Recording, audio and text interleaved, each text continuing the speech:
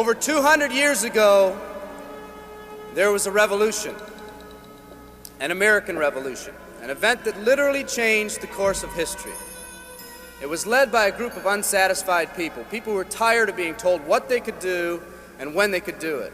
People were fed up with their lack of choices and their lack of personal freedoms. People fed up with their lives being controlled by others. Fed up with being oppressed, fed up with being manipulated. They finally said, enough, I've had it, and I'm not going to live like this anymore.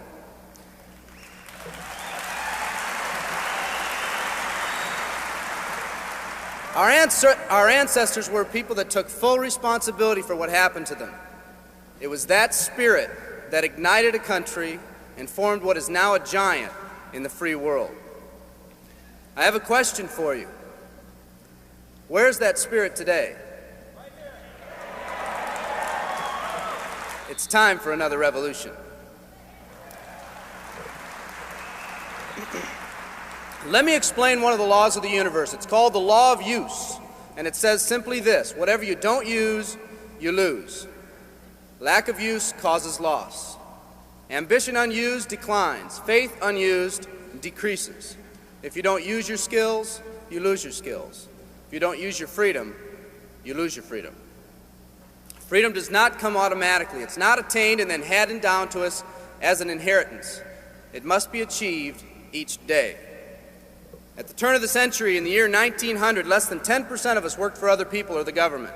Over 90% of us were self-employed. We were an independent people. In 1980, only 80 years later, over 90% of us worked for the other people or the government. Less than 10% of us were self-employed. We changed from an independent people to a dependent people. We'd slowly shifted from a people who took full responsibility for everything that happened to them to a people who've become talented and practiced at the art of blaming others for their problems.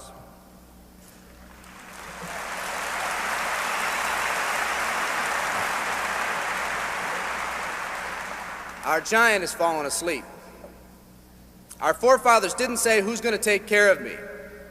They simply said, "All I ask is the opportunity to be free and the ability to take care of myself and my family." Today, we elect officials who will quote-unquote take care of us. We cry out against anyone who dares to ask us to provide more value in the workplace. We do everything we can to spread around the suffering in our society, and yet no one is willing to step up and be part of the solution. We've slowly changed from a society that compensates based on value to a society that compensates based on entitlement and seniority. What we've come to believe is our due. We act as if someone actually owes us a living. Part of this change is due to the dramatic rise of conformity in our society. We're all taught to conform. Incredible pressures are put on us every day to do things, quote-unquote, the right way. And yet no one asks the question, is this really the right way? A man once said, "I'm just a collection of mirrors reflecting what everyone expects of me." We live our lives to please those around us, and the scary thing is, the people around us are doing exactly the same thing. Psychologist Rollo May calls us outer-directed people. We don't act, we only react. We seek not to be outstanding, but to fit in. We're able to respond, but not to choose. Perhaps that's why a wise man once said, "The mass of men lead lives of quiet desperation." In order to change, we need to become inner-directed people. People with our own purpose. People who are not easily swayed by the opinions of others. And that's difficult because from a very early age we look to the opinions of others to orient ourselves and to validate our decisions and our actions. Nietzsche said, "We need more strong people in this world because the weak, by their sheer mass, are forcing weak ideals and weak values on us all."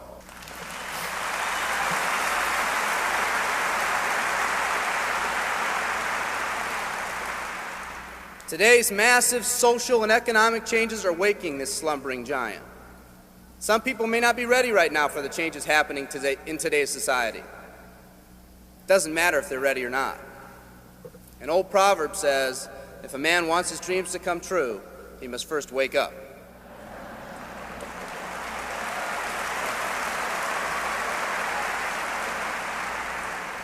I, for one, am glad for the radical changes in our society because I believe that within that crisis, we will find that independent spirit that once pioneered this country. Some of us are finally ready to change. The displacement of our workforce has caused many of us to start searching for something better. Moving products and moving services is our business and our goal, but what we are becoming in the pursuit of that goal is a larger and much more important issue. The rekindling of our independent spirit has more lasting value.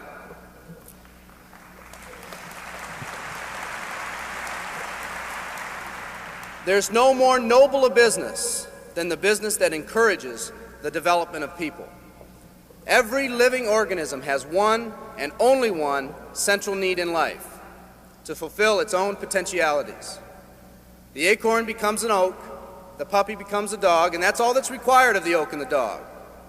But the human being's task in fulfilling his or her nature is much more difficult. The reason is, unlike any other living creature on this planet, you've been given the dignity of choice. You'll not grow like a tree. You'll grow only as you plan and choose to grow. When a person chooses to live, two things happen. First, assuming responsibility for themselves takes on a whole new meaning. They accept responsibility not as something they've been saddled with, but as something they themselves have chosen. The second thing that happens is that discipline from the outside is replaced by self-discipline. They accept discipline not because it's commanded, because they themselves have chosen what they want to do with their lives.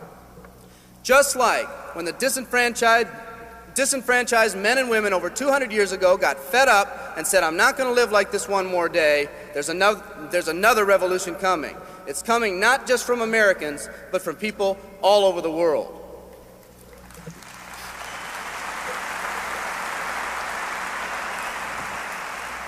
It's coming from people who've been oppressed in meaningless jobs, from people who've been unjustly held back, from people who've been slighted or ignored, from people who've had their hopes crushed time and time again by the circumstances around them, from people who've been playing in a game where the rules weren't the same for everyone, from people whose dreams have almost died by the methodical dripping of negative and pessimistic forces, people who've just been waiting for the right opportunity to present itself, an opportunity that they could hold on to, believe in, a place where people believed in them.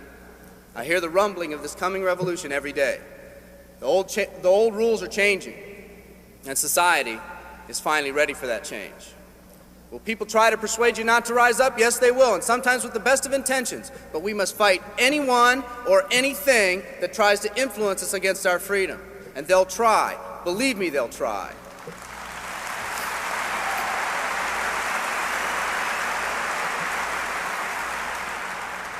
They'll try to suggest you off course, to nudge you off course, to distract you off course. There's another revolution coming, and it's going to be led by a group of unique and courageous people like you.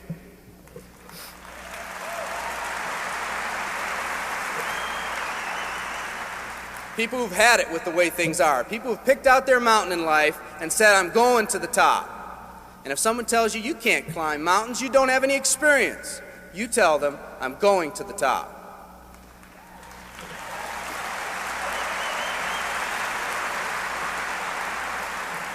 And if your neighbor tells you, come on, choose another mountain, that one's too rocky, what are you going to tell them? And if someone tells you, let's go over here where it's not so steep, what are you going to tell them? And if someone says network marketing, what are you going to tell them? And if your friend tells you, come on, let's climb this one, that one's too slippery, what are you going to tell them? If anyone tells you you can't go up, it's too rocky, too steep, too slippery, you say, listen here, I'm going up. You're either going to see me waving from the top or dead on the side. I'm not coming back.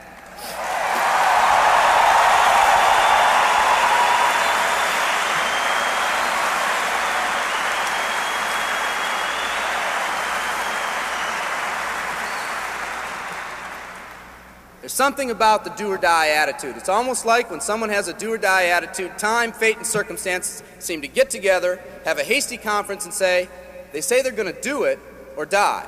We might as well let them have it.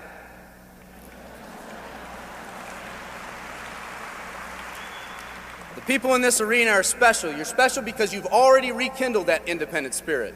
You've already said that you're not going to conform to negative pressures around you. You've all said enough, I've had it, and I'm not living like this anymore. You are the people who want to set big goals and aspirations for yourselves and your families. People who want to live in a country where families are brought together again instead of being torn apart. People who want a country where once again owning your own business and controlling your own destiny is commonplace.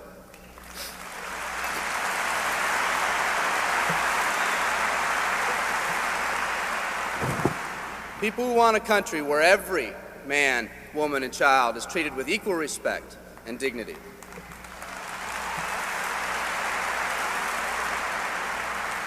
People who will pay any price so their families will not live with the legacy of maxed out credit cards and unfulfilled promises.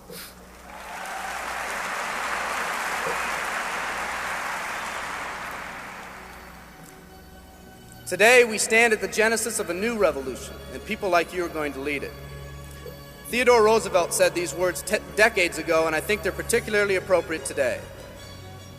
He said, "We see across the dangers of the great future, and we rejoice as a giant refreshed. The great victories are yet to be won, the greatest deeds yet to be done. I've dreamt of a company that can give us the opportunity to make these dreams come true by allowing us all to fulfill our own true potential. I love you all. Thank you very much."